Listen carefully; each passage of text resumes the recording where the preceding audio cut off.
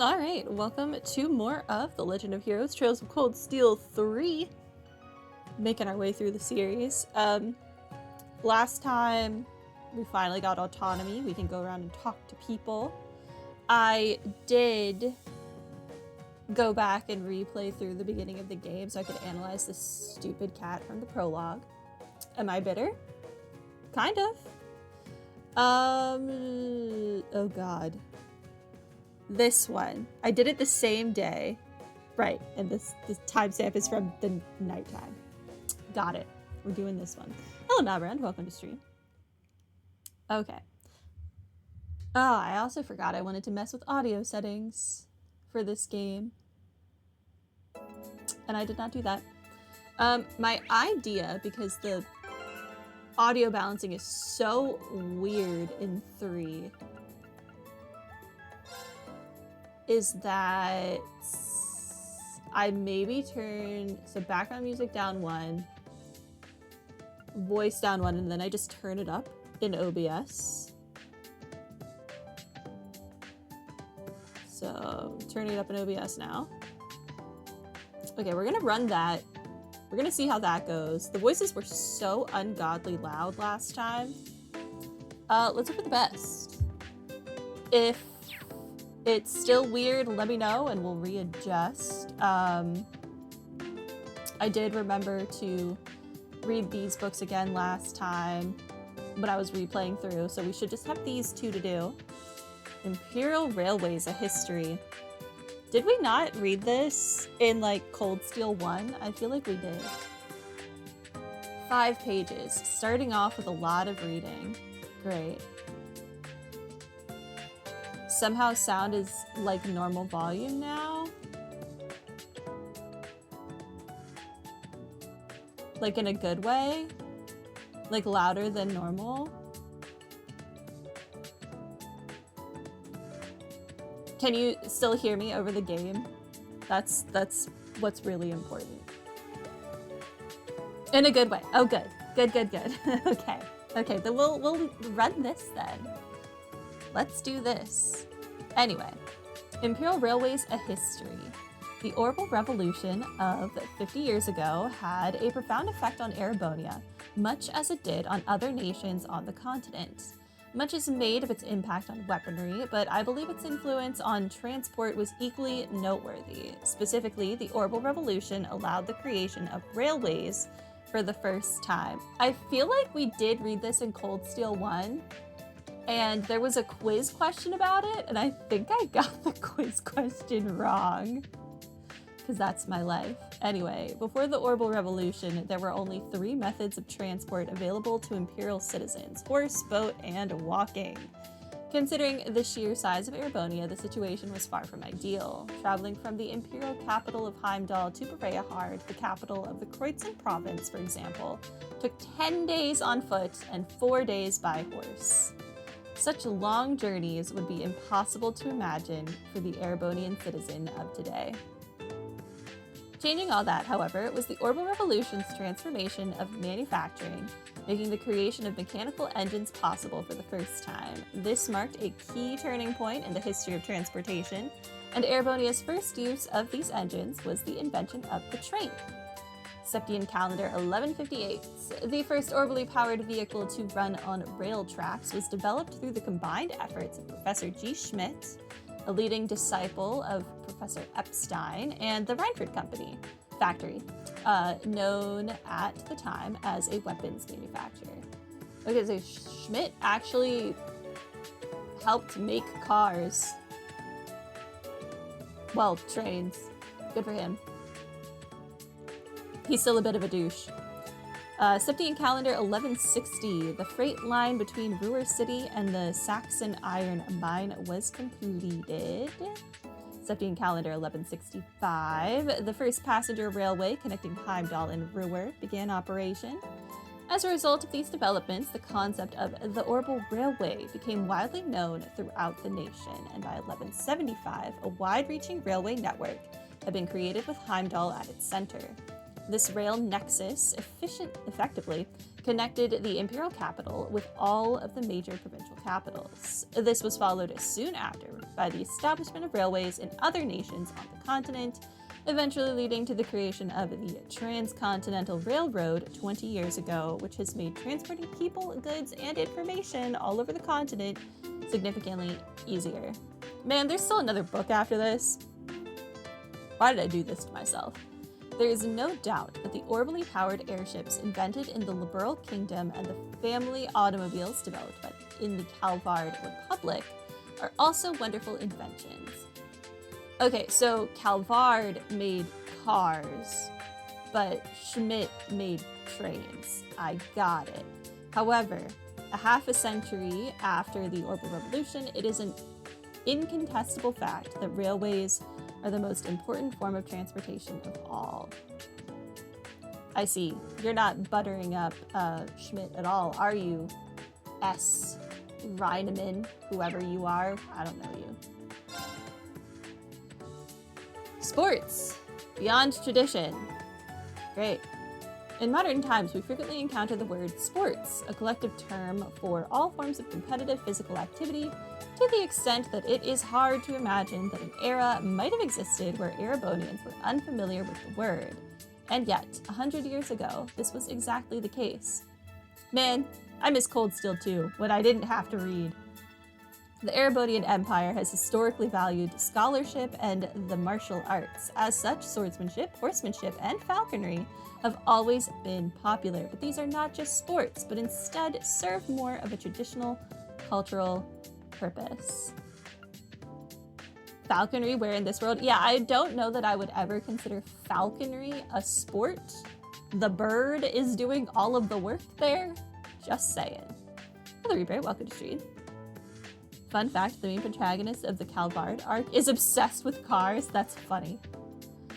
However, in recent years, competitive sports, played according to a list of agreed-upon rules, have begun to gain popularity, differing with the martial arts of the past, which focused simply on defeating one's opponent.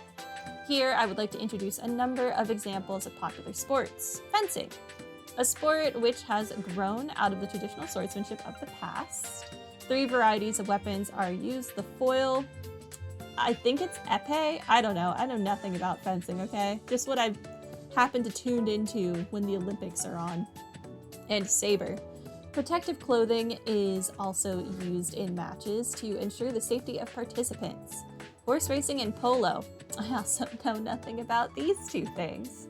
A competitive racing sport, which has its origins in traditional horsemanship, sometimes involving obstacles. The addition of gambling elements to the sport at race courses is a relatively recent practice. Anything you can gamble on. Anything. Polo is a sport played on horseback in which players use a long mallet to knock a wooden ball into the opposing team's goal to score a point. Okay. Competitive swimming, never again. Please no, don't make me do that. Both a sport and a recreational activity that has its origins in the swimming practices of the past. Competitive swimming also includes several other separate sports, including water polo and diving. 4 major styles of swimming exist: freestyle, breaststroke, backstroke, and butterfly. I think I hate butterfly stroke the most out of all of these. It's annoyingly labor intensive. Otherwise, I love swimming. Like real swimming, not swimming in this game. Swimming in this game is awful.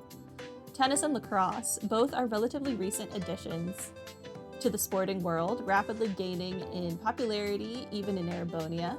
Professional championships are now held regularly. Both use implements designed specifically for that sport, a racket for tennis, a cross for lacrosse, and involve a ball. But other than that, the 2 sports differ completely in how they are played, the number of players on a team, and in the rules they are played by.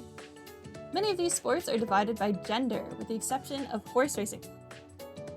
Interesting, and played according to strict rules, making them differ significantly from the traditional martial arts of the past, with the likelihood that the number of people engaging in these sports will continue to increase in the years ahead. The Imperial Sports Association helps to play a vital role in improving these sports, refining the rules they are played by, and spreading awareness of them so that they can be enjoyed by an even larger number of people.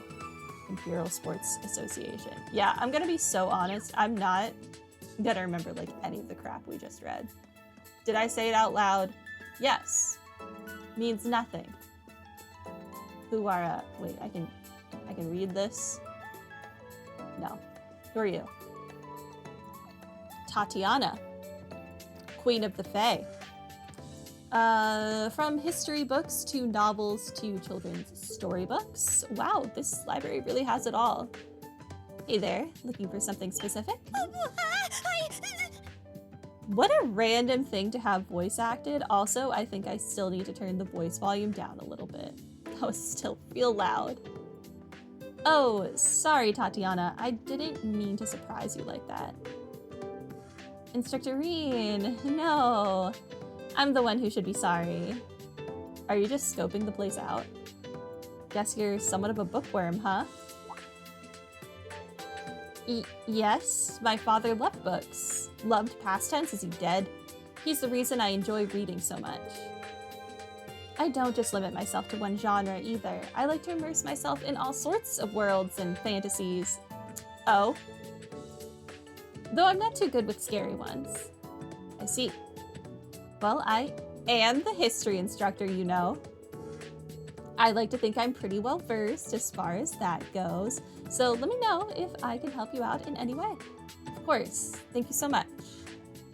You're welcome. Anything else? Instructor Reen, thanks for the kind offer. I'd love to talk history with you, if you ever have the time, that is. Okay. Reen, we don't need our harem to grow.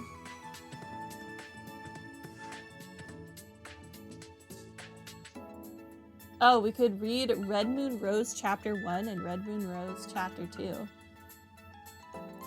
I will open the 18 pages. Yeah, not reading that right now. I'll open them so that they're added to our list or whatever. 20 pages. Vampire Hunter. Vampire Hunter? Were those... I don't think that said they were added to my list. Oh, it only added these two. It didn't add any of the other things. I read these for nothing. Why would you do that to me? Okay, well, they're there if we want to read them in the future, I guess. Have I spoken to this person? Michael? For our entertainment? Yeah, one day, maybe. There we go. Oh, Major Irving. Are those new packages? Oh. I did this in the... what I did, like, live, but I didn't talk to him on my own time. So we're gonna replay through this. Yes, recreational equipment from Principal Le Guin's household has arrived. She thought they might help the students decide on their extracurricular activities. She did all that just for the clubs. I'm impressed. In addition to the recreational equipment, Principal Le Guin is personally footing the bill for a number of things. Though it's true that this academy is heavily funded by the Imperial government, those funds are limited to things that are deemed necessities. None of this club equipment she bought would be considered essential, but this is the Golden Rakshasa we're talking about here. Nothing is going to stand in her way. Though there's no stopping her. I can at least control the funds to some extent. Hey, it's her money. If she wants to use it on the kids, let her use it on the kids, Michael. No one asked you. I see. Major Irving of the RMP. He works for the government, but he's really business-minded. However, I do agree that the Imperial government should be paying for this crap. She shouldn't have to pay for this stuff out of pocket. He's really different from Major Claire, even though they're colleagues. Principal Le Guin really has a wide range of hobbies: chess, musical instruments, various sports. She must be very skilled. Yeah, I completely forgot to talk to Michael on my own. I talked to, oh god, Camo Print Pant Kid, the one who wants me to eat a bug, which, hard pass on that one. What a weirdo. Okay, this is Aurelia. We've spoken to Aurelia already. Is that it for this floor? That's not the map. Down is the map now. Right. I need to remember down on the D-pad is the map now. We've been using, I think, options as the map for 4 games now, so this is gonna be annoying to get used to, but I'll try. Let's go upstairs. I'm here now. Hey. Who are you people? What?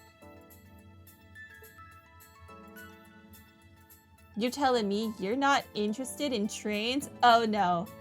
Oh no, no, no. Is he going to have the same accent as Becky? That didn't go well for me earlier. Oh, it's not that I'm not interested, but... No, he is the same as Becky. I'll try. Then there's no excuse. Let's start up the train club. We'll experience all the pleasure the trains can bring, just the 2 of us. Okay? It doesn't get any better than that. Well, I mean, that might be true for you, but if I remember correctly, the 2 of them are in military finance. Hello! Oh, hello, Instructor Reed. Perfect timing. Back me up, will ya? If you're a real man of the Empire, you should always pick trains. A real man of the Empire? Is that true? Pretty sure it's not a requirement? No. Stop trying to gaslight Kyrie. A real Erebodian man would join the train club. Is that really true? No, because if it was, there would be more men in the train club than just Pablo. I'm a proud Erebonian man. Okay. I mean, either way, I'm a proud Erebonian man. Good for you, kid. Do you say anything else? I'm... Kyrie just needs a wee extra push. The more he listens, the more he'll understand about the beauty of trains. Stop trying to coerce him. Isn't that called brainwashing? All right, Pablo is an interesting dude. No, I didn't want to talk to you. Leave me alone. I wanted to look at the door. General teaching materials are stored here. Yay, new entries. Oh yeah, I've talked to like no one so far. Down on the D-pad, right. Okay. Reverse. Wait. They could be like books or something. Arts room is locked. Rude. Did I fix the camera? Or did it go back to... I think it's still fixed. Hey, Wayne? You're from Combat Tactics? Are you staying late to study? Instructor Schwarzer. He's voiced? Okay, that one line was voiced. So weird. Yeah, I cannot allow myself to leave my studies unfinished. I see, it's admirable. By the way, have you chosen your club yet? Yes. I'm not good at swimming, so I'm thinking about joining the swimming club. What if you, like, hate it, though? Challenging yourself to things you aren't good at. I'm very impressed. You're very mature for your age. Oh no, I'm simply doing it in order to better myself. But I heard that at the main campus, they've gotten rid of free days and clubs. Ew, they go to school, like, fully every single day of the week? That's disgusting. And they don't even get clubs? I'm a bit concerned that we are not following the main campus's example. No one wants to go to school literally every single day. No, you don't need that. You deserve your 1 day of freedom.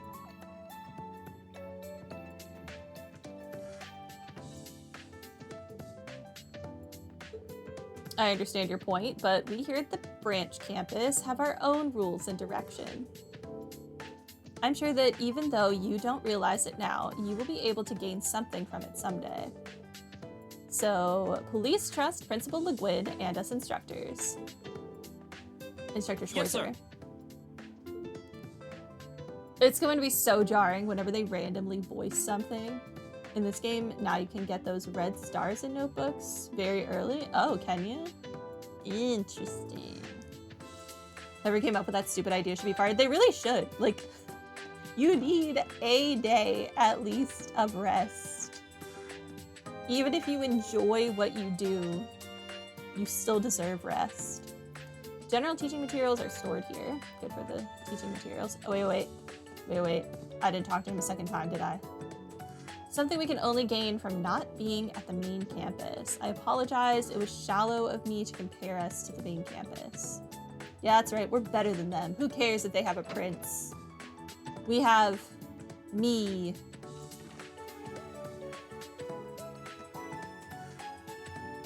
Hi. All right, all done here. What are you up to here, Toa? Oh, I'm just doing a routine check on the school supplies. We don't have a clerk, so I just take care of it on the weekends. All by yourself? She's just as capable as ever. Sorry, I didn't even realize. Let me help you. It's fine. I'm already about halfway done. It seems like we've got all the supplies we could ask for, but nowhere near enough manpower. Is it just the instructors and the principal, and that's like it? We don't have anyone else? True. We don't even have anyone in charge of the nurse's office. What if someone's dying? I don't have the qualifications to deal with that. Between the upcoming Panzer Soldat training and the special lessons, we're definitely gonna need someone on call.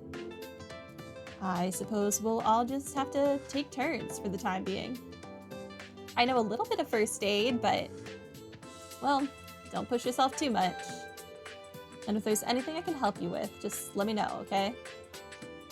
Thanks, Reed. Yeah, I can't really picture Randy administering first aid. Oh, there is something I could use your help with, come to think of it. Here! Student Notebook Thor's Military Academy. Oh, are these student notebooks for Class 7? Yeah, they were just finished today. Sorry it took so long. Could I get you to hand these out? Yeah, of course. Out of curiosity, why did Class 7's notebooks take so long? I thought Major Michael was supposed to be in charge of preparing these. Well, I asked him about that, and the upcoming special lessons seem to be different for each class. So each class has a slightly different notebook based on its curriculum. Class 7's notebooks were pushed back because it has the fewest students. I see. Well, I'll go hand these out. What are these special lessons all about? Don't ask what you don't want to know. Reed received 3 student notebooks. Sorry for adding to your workload. No, as their homeroom teacher, I'm the one who's supposed to pass these out. Actually, this takes me back to when we were students. You're right. This is kind of nostalgic. Well then, thanks for your help, Reed. Weren't you a student, Reed, like a couple months ago? Just leave it to me. I hope they're still on campus. I guess I'll take a look around.